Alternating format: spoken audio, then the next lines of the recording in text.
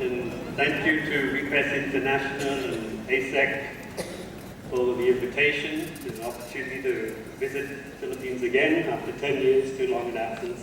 And thanks to UP for providing this wonderful venue. I think we live in troubling but exciting times. Exciting if you're a researcher and an activist who wants to do things a bit differently. There's clearly a growing consensus that we need to rethink development. When I was at the Rio +20 summit last year, I had the opportunity to spend 2 days in the People's Summit, 2 days in the official summit where the governments met, and 2 days in the academic conference of the International Society for Ecological Economics. And in all venues, with all the different types of agendas and interests that were being presented there, there was at least a consensus that we can't go on as usual. Things need to change. So if we stand back for a minute and think, well, what are the major challenges? What is the 21st century development problem? And the sorts of things we've been grappling with at UNRISD, I think are 5 or 6 issues. One is on the employment crisis related to not only the extent of unemployment, but the scale of what the ILO terms vulnerable employment, which is basically own-account workers who don't own-account enterprises that don't employ other people plus their family members. We estimate that to represent about 1.5 billion people worldwide. The problems of growing inequalities linked to wealth, gender, ethnicity, what the Occupy movement, they focused on the 1% and the huge gaps between the 1% and the others. Problems of gender inequality, some of which are being addressed, but one which I don't think is receiving enough attention, which is the issue of the women's double burden. Women have been over decades being brought increasingly into the labour force, but they still have to assume the vast bulk of the responsibilities for caring for the elderly, the household, the children, etc. The environmental cost of industrialization, of high input agriculture and consumption patterns, the problem of climate change, which we've heard about, the recurring crises, the multiple crises linked to finance, food and fuel, and I think the crisis of values and the focus very much in all mainstream development policies on the individual, and resulting from that the processes of individualization and consumerism.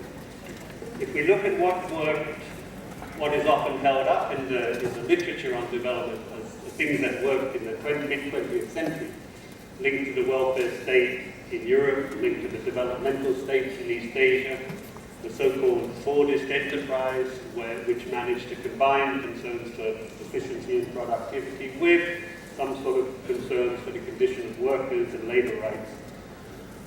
All these models now are under severe strain, and they were models that to some extent worked to address certain economic and social objectives. They were quite conducive to high growth. They were conducive to full male employment of men. They had, at those times, you had a formal sector that had a high capacity to absorb surplus labor from other sectors. They had fairly comprehensive social protection and welfare regimes, including the provision of social security through the workplace. But all those models generated quite severe social and environmental, particularly consequences. And what we see in recent decades is that each of those models has been unraveled through globalization, neoliberal policies, and of course financial crises. Now, the current sort of orthodoxy, which accepts that things need to change, what's it focusing on? It tends to focus on the economic empowerment of the individual, of individual producers, via improving their access to markets, through microcredit, through training, etc. Focuses on the development of small and medium-sized enterprises. focus very much on the sort of the for-profit enterprise, or empowering the individual producer, as I said. And when it comes to social policy, it's a very narrow interpretation or perspective on social policy, which basically focuses on safety nets and human capital formation, skills training, education, etc. In agriculture, we see calls for a new green revolution, but again, the focus is very much on sort of higher external input agriculture and market access. And there's clearly what we've been hearing here this morning, and what RIPESS has been advocating for years, is the need for another approach. And it's one that recognizes principles and the importance of cooperation and collective action. And let's remember what the benefits of collective action are. Even the economists who look at collective action, they often don't use the term social and solidarity economy, but they know some of the key advantages. One is, by coming together, it facilitates economic empowerment. In the terms of economists, it facilitates the ability to address market failures by allowing producers to better access credit, skills, resources, trading, markets, etc. It is crucial for political empowerment, for enhancing the capacity of disadvantaged groups to exert claims on powerful external actors and institutions. And it's good for solidarity, the capacity to provide for the needs and support the needs of disadvantaged groups or other groups. We also see a new set of values being talked about, as Professor Singer talked about. In Latin America, the rise of the concept of buen vivir, good living in harmony with people and the planet, happiness, which Paul Singer talked about. The increasing interest in the whole question of ethics. Basic needs provisioning has to be a central role, as Mike Lewis talked about, in relation to particularly in food and shelter. A focus on agroecology as opposed to the high-input agriculture. And when it comes to social policy, to go beyond the focus on safety nets and human capital, and really think much more in terms of redistributive social policies that have to do with redistributive fiscal policies, progressive taxation, and things like land reform.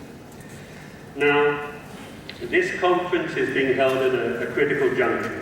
We have the triple crises of finance, food and fuel, and climate change are causing not only civil society and streams of academics, but also elites to realize that the conventional paths to development need to change. And the agenda that RIPESS has been promoting for years is clearly gathering momentum, and now seems to be at a stage where it can influence mainstream policy and institutions. Spaces are clearly opening up about different ways of doing development. The UN is positioning, United Nations is positioning itself as a key player in this process of rethinking development.